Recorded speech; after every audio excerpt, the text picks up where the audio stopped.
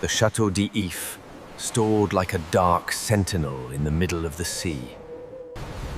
Its heavy walls rose from the rocks, defying both waves and storms, where prisoners disappeared into silence and rarely returned.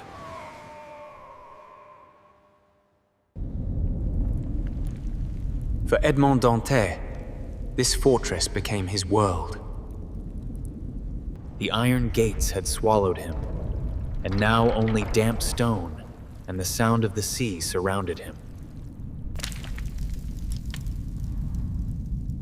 Time lost its meaning inside the prison. Day and night blended together, marked only by the arrival of stale bread and dirty water.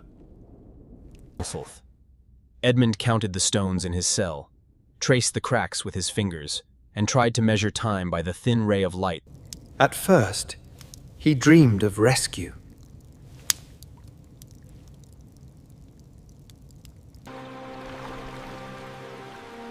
He imagined that Monsieur Morel would save him.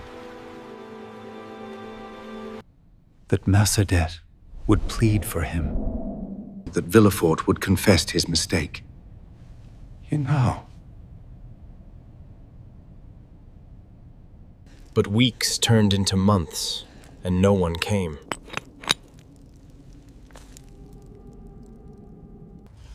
The silence of the prison began to crush his spirit. Sometimes they answered with cruel jokes. Yes!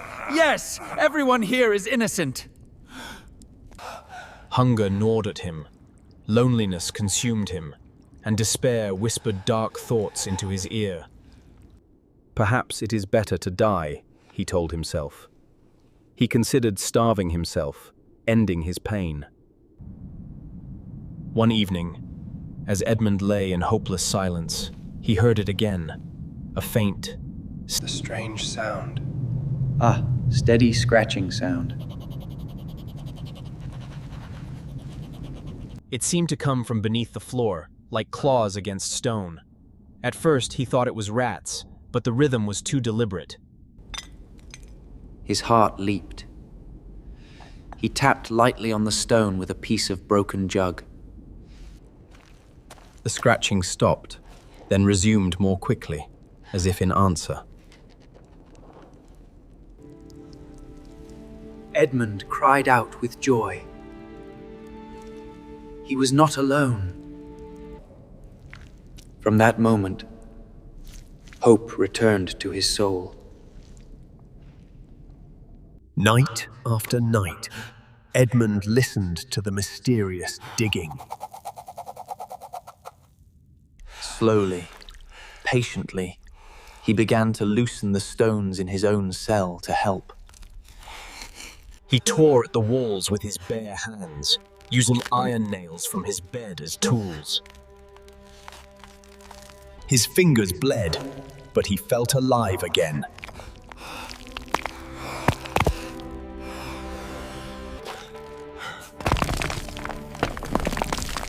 After weeks of effort, a small tunnel opened. And through the dust and darkness, Edmund saw another human face. It was lined with age and wisdom, the eyes bright with intelligence. Who are you? Edmund whispered.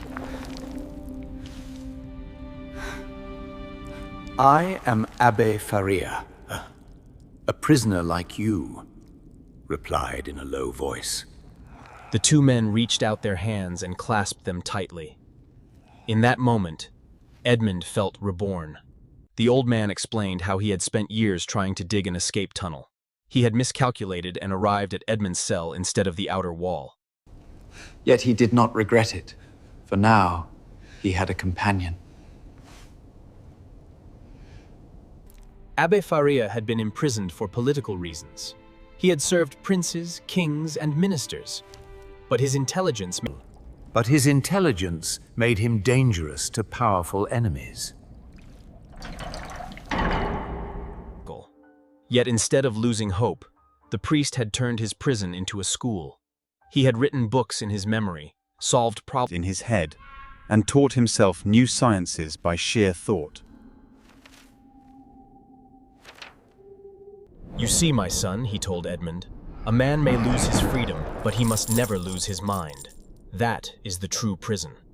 Edmund listened with awe. He had been a sailor, skilled at reading the winds and the waves, but untrained in books. Edmund listened with awe.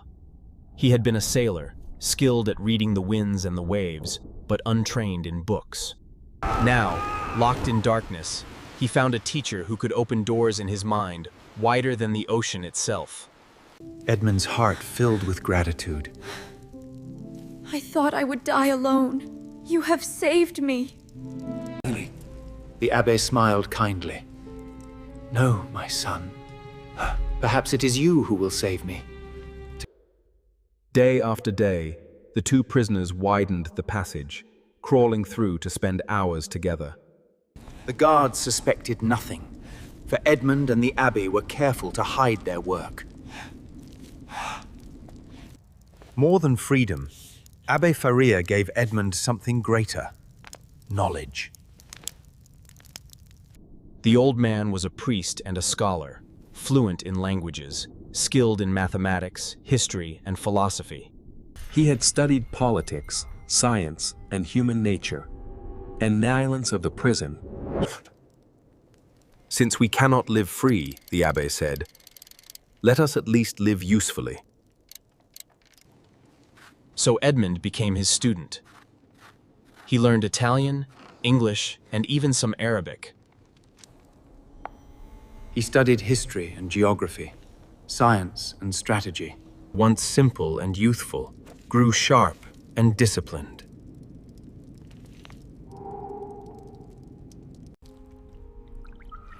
"I entered this prison a sailor," Edmund thought, "but I will leave it a scholar."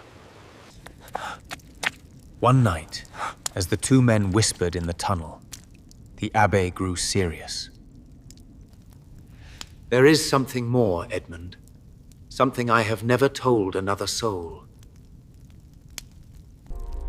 He revealed the story of a vast treasure hidden on the island of Monte Cristo. At first, Edmund thought it was a dream. Such a fortune cannot be real. The Abbe smiled. "I assure you, it is real. And if ever you escape this prison, the treasure shall be yours. Promise me that you will use it wisely, not for greed, but for justice."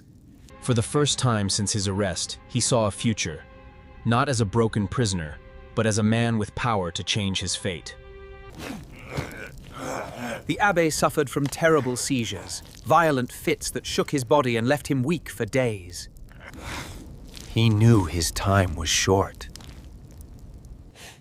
"My dear Edmund, if I die before we escape, the secret of the treasure is yours. Here, I have drawn the map. Take it. Remember Monte Cristo." "No, father.